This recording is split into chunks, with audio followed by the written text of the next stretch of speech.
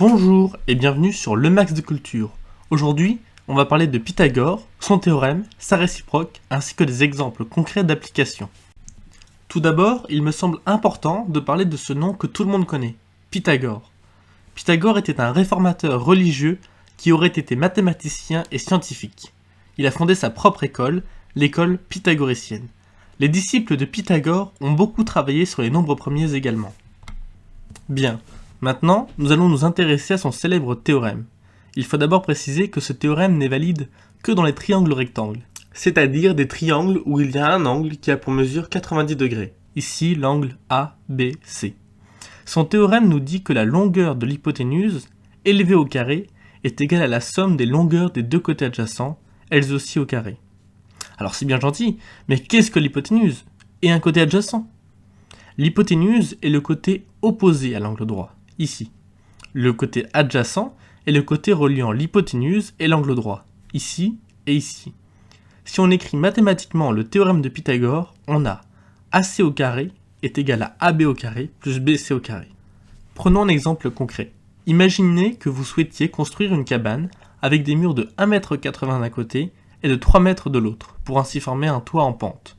Vous savez de plus que les deux murs sont espacés de 5 mètres, et vous vous demandez quelle est la longueur des poutres qu'il faudra acheter pour faire le toit. Pour répondre à cette question, on peut utiliser le théorème de Pythagore en remarquant ce triangle rectangle. Ainsi, si on note les 3 points par A, B et C, on remarque que l'on cherche AC et que l'on connaît AB et BC. Si on applique le théorème de Pythagore, puisque le triangle ABC est rectangle en B, on a AC au carré égale AB au carré plus BC au carré. Et donc AC au carré est égal à 5 au carré plus 1,20 au carré, qui est égal à 26,44. Et maintenant, il faut réussir à enlever le carré. Pour cela, on utilise la racine carrée, qui est la fonction réciproque du carré.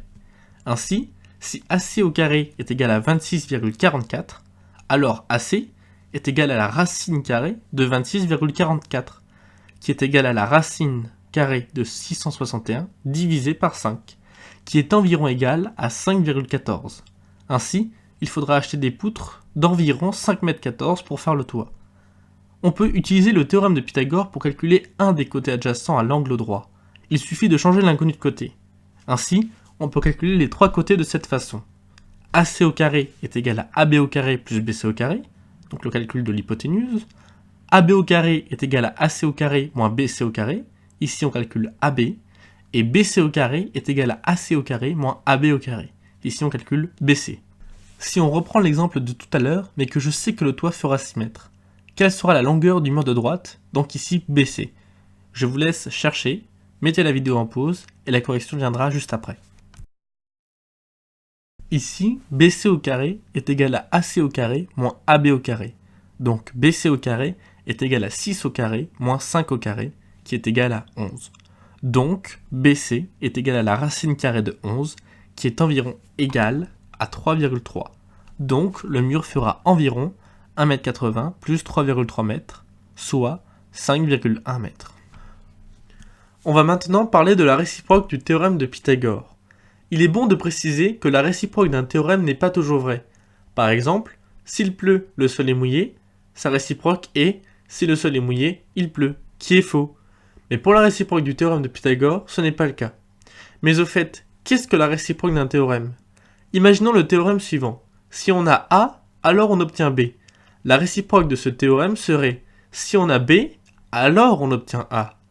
Ainsi, puisque le théorème de Pythagore s'énonce ainsi, si ABC est un triangle rectangle en B, alors AC au carré est égal à AB au carré plus BC au carré.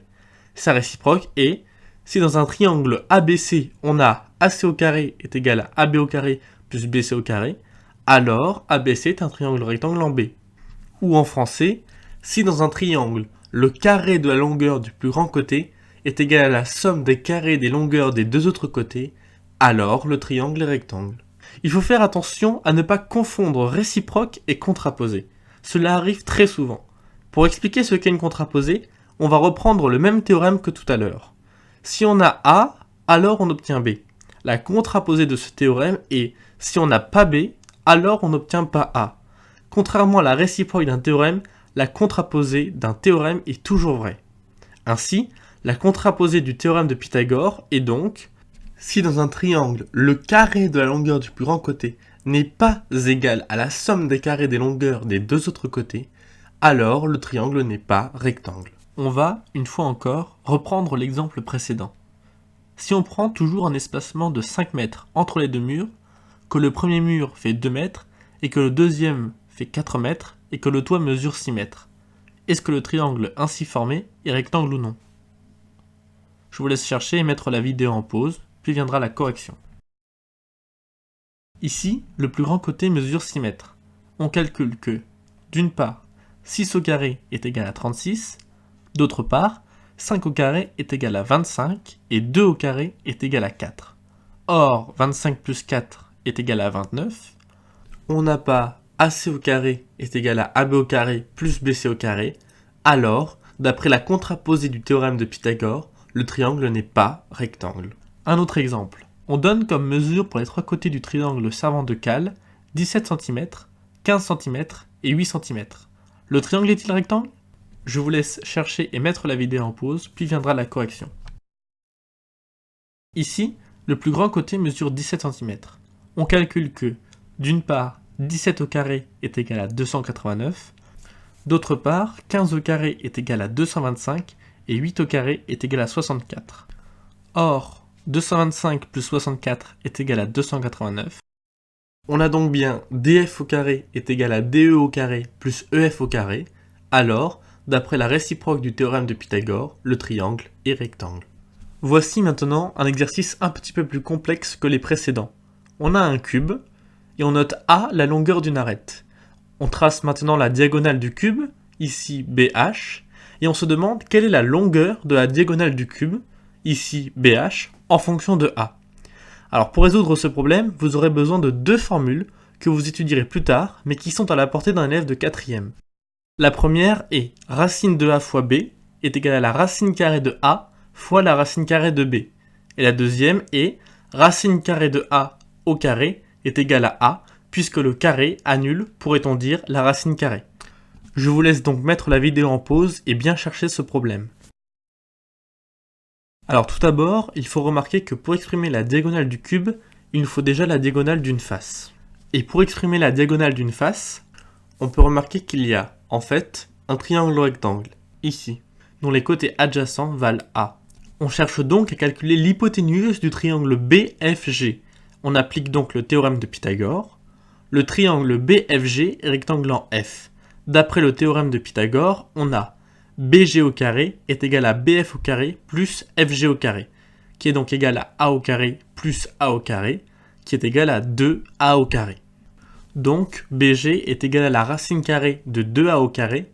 Maintenant que nous avons exprimé la diagonale d'une face, pour exprimer la diagonale du cube, on peut remarquer que le triangle rectangle BGH, avec BG étant l'hypoténuse de la face, exprimée précédemment, et GH une arête, nous connaissons donc BG et GH en fonction de A, on peut, une fois de plus, appliquer le théorème de Pythagore.